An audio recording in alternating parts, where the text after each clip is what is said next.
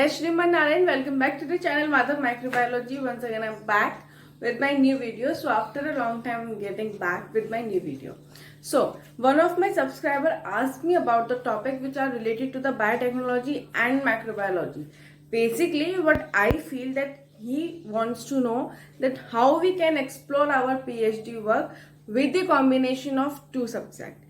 आपका क्वेश्चन ये था कि माइक्रोबायोलॉजी से आप पोस्ट ग्रेजुएशन कर चुके हैं एंड आपको अपने पीएचडी के लिए टॉपिक समझ में नहीं आ रहा है and you also likely to have biotechnology. आप बायोटेक्नोलॉजी का भी चाहते हो कि कहीं ना कहीं उससे वो इन्फ्लुएंस्ड रहे। So the way you have told me कि उसका थोड़ा सा कॉम्बिनेशन में एक टॉपिक ऐसे समझा दीजिए। तो मेरे पास आज 4 टॉपिक मैं आपको शॉर्टलिस्ट करके बता रही हूँ। बेसिकली अगर आपको अच्छा लगे तो आप इसको एक बार शोध गंगा पे देखकर इस टॉपिक को चेक कर लीजिएगा कि is there any work done on this topic और नॉट, क्योंकि रिसर्च वर्क में पीएचडी के रिसर्च वर्क में आपको कुछ साइट्स में पहले चेक कर लेना चाहिए जिसमें सारा का सारा आपका हिस्ट्री सब कुछ दिया होता है कि किसने कितने टॉपिक पे काम कर लिया है। क्योंकि हमारे जो पीएचडी का टॉपिक होता है उसमें एक चीज बहुत इंपॉर्टेंट होती है कि आपका जो टॉपिक है वो नोबल होना चाहिए। अब नोबल क्या होता है? नोबल ये होता है कि टॉपिक आपका एक सिंपल, ऑथेंटिक, फ्रूटफुल एंड साथ ही साथ में ऐसा हो जो आपके ड्यूरेशन में कंप्लीट हो जाए। अगर आपका ड्यूरेशन निकल जाए एंड एक्सटेंड पीरियड में आपका टॉपिक कंप्लीट होता है तो वो कहीं ना कहीं आपके लिए एक नेगेटिव इन्फ्लुएंस भी क्रिएट कर सकता है। तो इसीलिए आपको हमेशा अपने टॉपिक को डिसाइड करते समय ये सोच लेना चाहिए कि क्या ये टॉपिक हम कर सकते हैं, क्योंकि क्या होता है बहुत सारे फैक्टर्स होते हैं जिन फैक्टर्स के अंडर में हम काम करते हैं। कई बार ऐसा होता है हम सुपरवाइजर्स हमें अच्छे कंडक्ट करने के लिए नहीं मिल पाते या उनकी एब्सेंस हो पाती है किसी ना किसी रीजन की वजह से। अच्छा, जो हमें एक्सपेरिमेंट्स करने हैं उसके हमारे पास केमिकल्स अवेलेबल नहीं है इंस्टीट्यूशन में, और अगर हम इंस्टीट्यूशन में नहीं कर पा रहे एक्सपेरिमेंट लैब में कर रहे हैं तो लैब में हमें सुपरवाइजर या को गाइड नहीं मिल रहा है, मिल भी रहा है तो वहां पे हमें उसको परफॉर्म करने की अवेलेबिलिटी नहीं है। तो बहुत सारे रीजंस होते हैं, फैक्टर्स होते हैं जो कि हमारी रिसर्च को काफी इन्फ्लुएंस करता है। इसलिए at the time when you are deciding your topic आप ये मत सोचिए कि आपको बायोटेक्नोलॉजी लेनी है, माइक्रोबायोलॉजी से आपने पोस्ट ग्रेजुएशन किया है तो पीएचडी में टॉपिक कैसा लें। टॉपिक वही लें जो नोबल हो, साथ ही साथ में आप उसको इजीली एक्सप्लोर कर पाओ, एक्सपेंड कर पाओ। और आपको एक छोटी सी चीज बता दूं, देखिए हर एक चीज के एक्सपेरिमेंट्स होते हैं। आज के टाइम में ऐसी बहुत सी कम चीजें होंगी जिनके बारे में लोगों को नहीं पता होगा, लेकिन बहुत सी चीजें ऑलरेडी जानी जा चुकी है।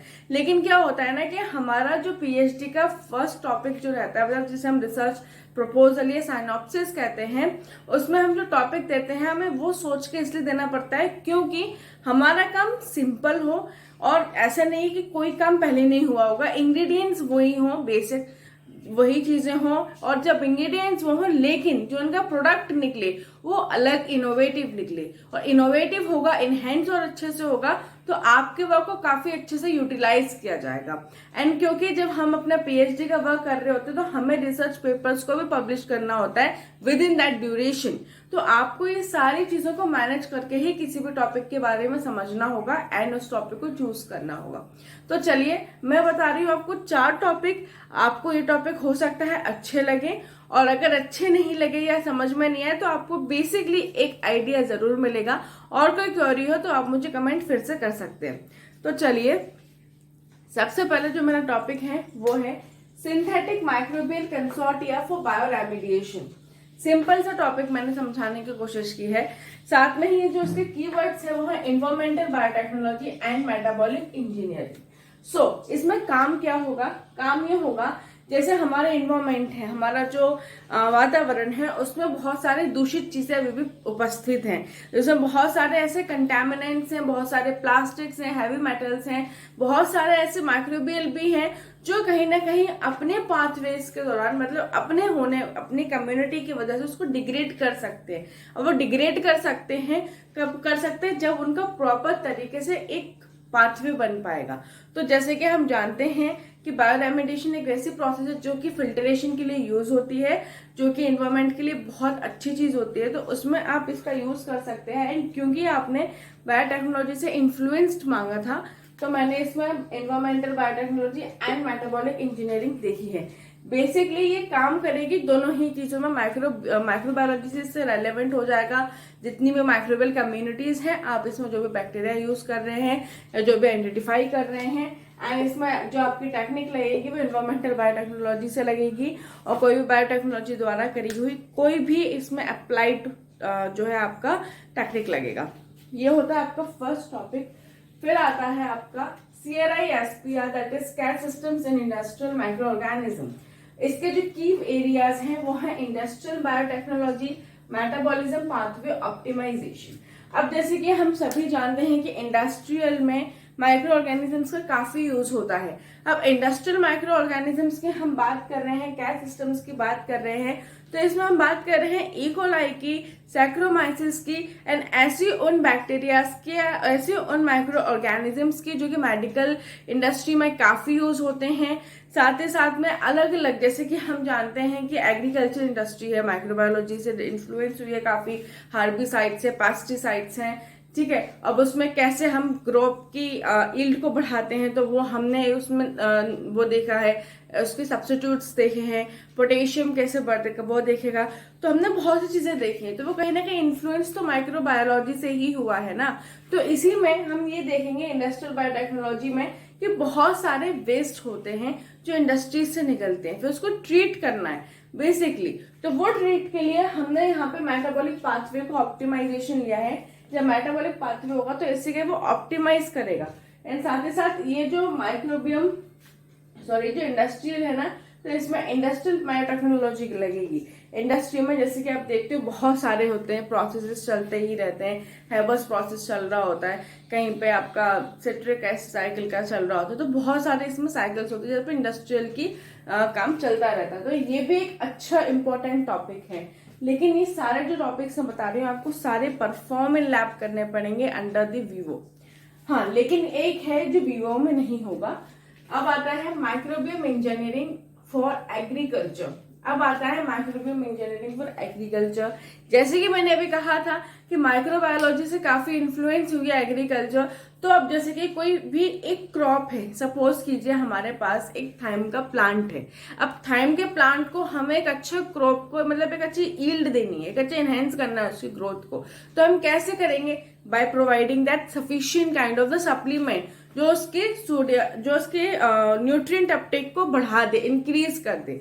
तो ऐसी चीजों के लिए, ऐसे जितने भी प्लांट्स हैं जिनकी हमें यील्ड इनहेंस करनी है, जिनकी हमें वैरायटी इनहेंस करनी है, जिनकी शेल्फ लाइफ इनहेंस करनी है, जिसको हमें सेफ रखना है और उसको हर एक फैक्टर से रेसिस्टेंट बनाना है, डिसीज से भी उसको रेसिस्टेंट बनाना है, उसकी मतलब बेसिकली हमें प्लांट के इम्यून सिस्टम को स्ट्रांग करना है। तो ऐसी चीजों के लिए जरूरी होता है कि हमारे पास एक टोटली एक स्ट्रक्चर्ड हो, टोटली एक इंजीनियरिंग टाइप का एक वर्क हम कहते हैं, जिसमें माइक्रोबियम का मतलब जिसमें सारे माइक्रोबायोलॉजिस्ट के हम ऑर्गेनिजम्स को पाते हैं, माइक्रो ऑर्गेनिजम्स का जो इंटरेक्शन है वो हम देखते हैं। क्योंकि हमारी, अगर आप देखेंगे तो पूरी जो दुनिया है ना, इसमें हमारा रोज हजारों लाखों माइक्रो ऑर्गेनिज्म से इंटरेक्शन होता है, but we don't know about, because वो हम दिख नहीं पाते। तो उसी तरीके से चीजें होती हैं। अब इसमें जो की एरिया है वो है agriculture biotechnology and plant biotechnology, ठीक है। अब आता है development of microbial biosensor for health diagnostic. ये वाला टॉपिक जो है वीवो वाला है। अब आप कहेंगे वीवो एंड विट्रो क्या है, बताऊंगी बाद में, पहले टॉपिक आपको बता देती हूँ। Development of microbial biosensors for health diagnostic, that means, अब हम सभी जानते हैं आज के टाइम में आप अपने घर पे भी बहुत सी चीजों को डायग्नोस कर सकते हो, मतलब बाय टेस्टिंग, जैसे कि बीपी हुआ, शुगर हुआ, वेट हुआ, ठीक है। एंड बहुत सारे ऐसे आजकल आ गए हैं डायग्नोस्टिक्स आपको हेल्प करने के लिए कि आपको पता हो चल सकता है घर पे कि आपको क्या इशू है। तो अब ये चीजें कैसे हुई? ये बिल्डअप ही हुई ना, सेंसर्स को बिल्डअप किया गया, उसमें जितने भी इम्पल्सिव्स हैं, इलेक्ट्रिक फील्ड्स हैं, सबको बनाया गया। तो उसी तरीके का वर्क है यहाँ पे माइक्रोबियल बायोसेंसर्स का डेवलपमेंट करना, जिससे आपको पता चल जाए कि डिसीज कौन सी है, जिसमें क्लिनिकल ट्रायल्स होते हैं, जिसमें आपको एथिकल कमेटी की पूरी परमिशन लेनी पड़ती है। ये वाला थोड़ा सा आपकी जो जर्नी को थोड़ा सा टफ बनाएगा, बट अगर ये इसमें आप सक्सेसफुल हो गए तो आपको एक बहुत अच्छी जर्नी अंदर आगे मिलेगी। अब जैसे कि हम जानते हैं पहले डायबिटीज की जो मशीन आती थी वो घर में इतनी हर घर में नहीं मिलती थी, क्योंकि बहुत रेयर ही लोग उसको लेते थे। बट आप आज देखेंगे तो हर किसी के पास मैक्सिमम वो शुगर मशीन होगी एंड बीपी मशीन भी होगी, पहले नहीं होती थी। अब जैसे जैसे एडवांसमेंट आ रहा है वैसे वैसे चीजों को काफी इन्फ्लुएंस हो रहा है। हर एक व्यक्ति अपने आप को अपडेट कर रहा है विद दी हर एक एस्पेक्ट के साथ में, चाहे वो हेल्थ का एस्पेक्ट हो चाहे वो कैसा भी एस्पेक्ट हो। तो यहाँ पे आपका जो की एरिया लगेगा वो लगेगा मेडिकल बायोटेक, सिंथेटिक बायोलॉजी और डायग्नोस्टिक टेक्नोलॉजी। अब डायग्नोस्टिक टेक्नोलॉजी क्या होता है, जैसे कि अब इसमें बहुत सारे टेक्नोलॉजी लग जाती है, बहुत सारे टेस्ट लग जाते हैं जो आपको समझने पड़ते हैं एंड उसके बेसिस पे आप काम करते हैं। तो ठीक है, अब आता है जैसे मैंने बोला vitro and Vivo, vitro versus Vivo.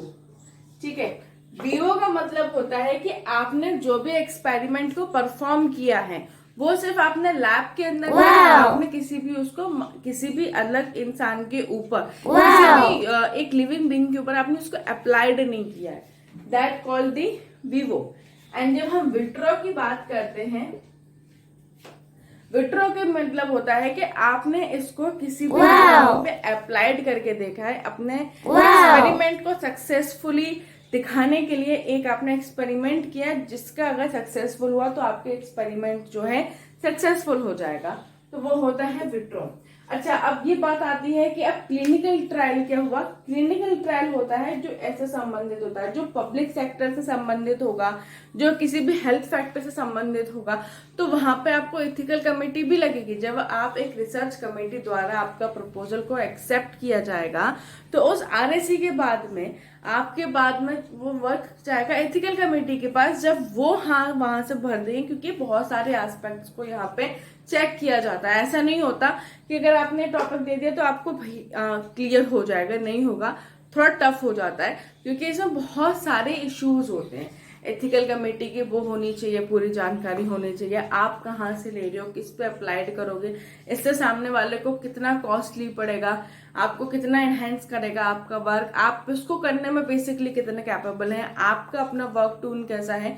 तो बहुत सारे एस्पेक्ट होते हैं, इसीलिए आप वही टॉपिक चूज करें जिस टॉपिक को आप ऑर्डिनरी भी हो भी, लेकिन वो ऑर्डिनरी के बाद एक्स्ट्रा ऑर्डिनरी हो जाए, बहुत अच्छा तरीके से आप उसको एनहेंस करते।